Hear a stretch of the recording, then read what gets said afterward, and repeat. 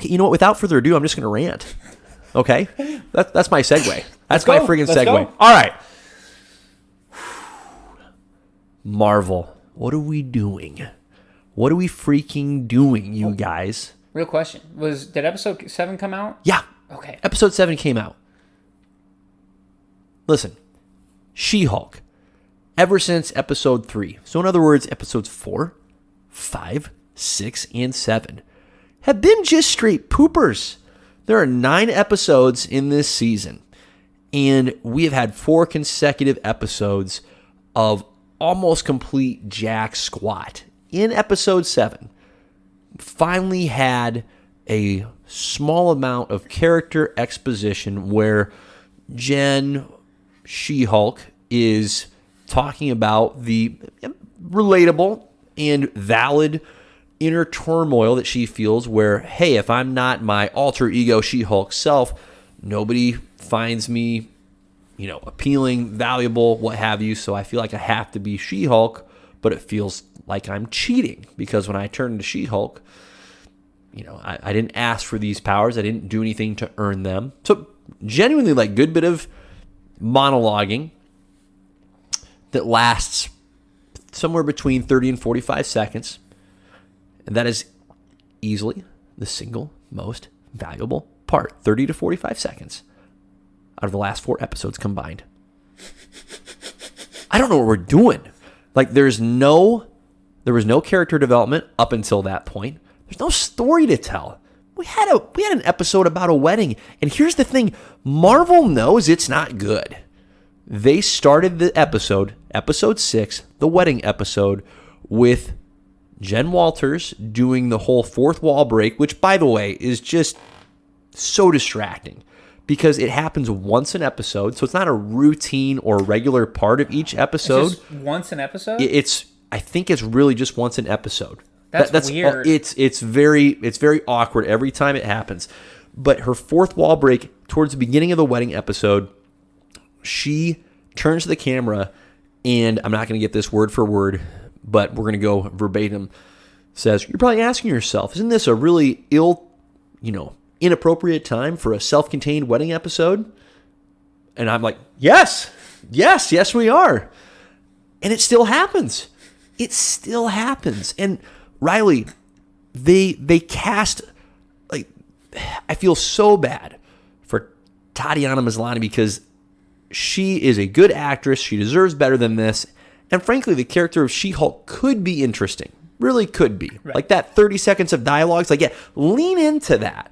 But this isn't leaning into that. It's like this really watered down, shallow, wants to be a dramedy.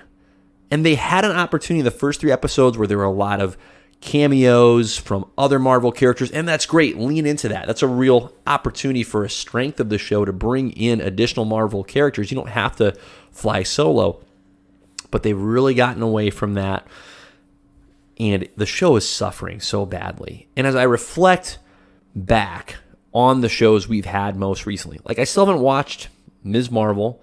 I haven't either. Not going to. Not going to. So. Yeah, not going to go out of my way to do that. As I think back to Moon Knight, there's just so much, I feel like, missed opportunity. And a big part of it for me was She-Hulk and with Moon Knight. Again, I can't speak to Ms. Marvel, but I'm going to make an assumption that I'm on point here with Ms. Marvel as well. The characters, the title characters, She-Hulk, Moon Knight, we need more of them in the show. There's so little of She-Hulk being She-Hulk. There is not enough of Moon Knight being Moon Knight. These are the origin stories of these characters, and when we're getting anywhere from 6 episodes to 9 episodes, we're getting way more than just a movie would give us in terms of overall screen time. How are we not carving out more legitimate time with the actual character?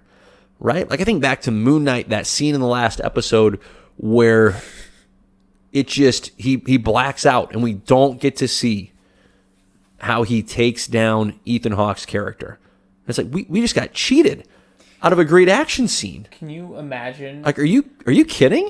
Can you imagine if that was the first Iron Man Can you imagine if that was a movie? Right. People would, as you like to say, they would riot. They would burn it to the ground. That would not be acceptable. No, it doesn't work. No, these are action characters. Like, we're not reading the comics primarily for the dramedy. We're in it for the intensity, for the action, for the battles. And we're not getting it. Can you imagine if that would have been Jake Lockley's introduction instead of him shooting? He takes over and you just watch Moon Knight brutally take out this dude. It'd be perfect. I can't imagine. In my head, it's fantastic. In my imagination, it's glorious. And unfortunately, that's all I get to use is my imagination. Because apparently the people who made the show don't have enough imagination to figure out how to execute a kick-ass action scene. Like, what are we... It's a shame, because these characters don't have to be done this disservice. But if you're not going to have great action, then have a story to tell. There's no freaking story to tell here. No. There's no story to tell. This is supposed to be She-Hulk's origin. Okay, episode 1, we see how she becomes She-Hulk. Nothing else has happened. Nothing else has tangibly taken place. Now, are there still 2 episodes left? Yes. So is there time for something to get redeemed out of this show? Yes. Am I so far in that I'll watch the last 2 episodes? Sadly, I will. I can't come out now. I was so discouraged by the last 2. I just couldn't even bring myself to do the instant reaction. Like, this is piss Daredevil poor. even showed up yet? No. And that's why I haven't watched yet. Like, I want to know where Daredevil comes in. Overfill these shows with characters. Overdo it. I don't know what the rationale is, but it's a real shame that the same people that brought us such strong character development, such fantastic action scenes, multiple terrific origin stories. Iron Man's origin story was great. Captain America's origin movie was really good. Thor's was a little rough, but it had its moments. Ant-Man's origin movie was great. Doctor Strange, Black Panther, like, there is character after character that was introduced really well. And then you have what I would call supporting characters, right? Like Wanda, Vision, that show up within these other films. They're introduced within them, that their origins are outstanding. And not forced. No. These characters just flow perfectly well with the story. No, and I brought up Black Panther. He gets introduced in Civil War, not even his own solo movie, and it works. It works really well. It's amazing. So I'm really perplexed and really bummed, because we're in a stretch now where Marvel has pushed out a ton of content, and it's just not what it needs to be on the TV show level in particular. And there needs to be a course correction soon, because they're going to lose, the hardcore fans like us that want to watch, that want to absorb this content, but it's just not worth a crap. It's just not. It's so far from WandaVision, Loki, and Captain America, and the Winter Soldier. Or sorry, the Falcon and the Winter Soldier, and then it got rebranded Captain America and the Winter Soldier. Captain America and the White Wolf. Yeah. It's so, like, those 3 shows, the 3 originals that they released, are on such a different level of quality in all those aspects. The character development, the action, the story that's worth telling, like, it flows into the MCU as a whole. And these shows they just don't need to exist, which is a real bummer. It's just weird to me, like, how those first 3 shows, WandaVision, Falcon and Winter Soldier, Loki, paced really well for the most part. Cohesive story. Like, yes, Loki left on a cliffhanger, but COVID happened, so we were supposed to get a full story, and now we're getting a season 2, but people are going to go back and watch season 2 of Loki because they're going to be like, oh yeah, absolutely, because the hype was real. And then to have, like, what was the first one after Loki? To, like, miss it. Well, we've had Moon Knight, Ms. Marvel, She-Hulk. I feel like I'm forgetting one. Am I forgetting one? For sure. There's definitely 1 or 2 we're missing here. Let me actually, what? Nice. Well, and those, and I don't know. those 3 shows had characters that had previously been established in the movies, which that's fine, but I would think there's more opportunity, even more potential when you're talking about these characters that, like She-Hulk, like Moon Knight, like Ms. Marvel, that haven't had any screen time yet. Like, you have everything that you can tell about their character. Everything. And Moon Knight was the closest to getting this right. So I'm not putting Moon Knight at the same level of mediocrity at all with She-Hulk. I think Moon Knight had a lot of really solid redeeming qualities. Hawkeye, oh my gosh. Hawkeye, yeah, there's there one. It is. It just came to me. That was underwhelming.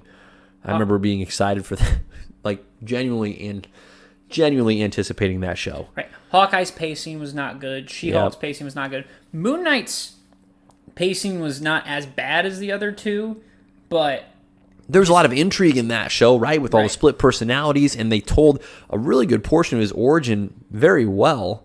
Right. Just a misuse of the blackout. Yes. For sure. Yep. And the bummer is too, like, all these guys are casted really well. Yes. Like, they didn't there mess haven't up been on the casting. No, there have not been casting misses. It's been pacing.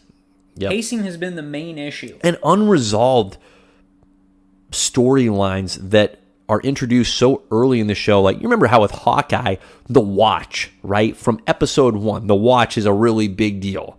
Yep. The Sweatsuit Gang is trying to get the Watch. And by the end of the show, it's just an afterthought. And they like stop going after it. Right. It's weird. They forget about it for a while, and then they remember at the end of the show, oh, that's right, we got to throw this in there. And we're going to bring Kingpin in. Talk about forced. Kingpin and Echo were forced. Yikes. Echo could have been very well done and well executed. She was shoved in there. Yeah. And it feels like it was like, you know what? We're going to do a show on her, so let's shove her into this one so it makes sense. Just tough, man. I don't get it. Yeah. To me, it's like, make a movie. If you're going to struggle with pacing this much, make it a movie. Make it a 4-episode, like, miniseries. A limited series. Quite frankly. Yeah, enough of these stretched out way beyond what you've got. And again, it's the story. You go back to the story. If you have a story that is worth telling, you have characters that, yes, can be worth us tuning into. But this is a worrisome stretch for me with Marvel and the TV shows, because they're just not telling any kind of a story that needs to be told that's compelling, either independently or as it relates to the MCU at large. So there's always time for course corrections, but this is a bummer right now. Just a bummer.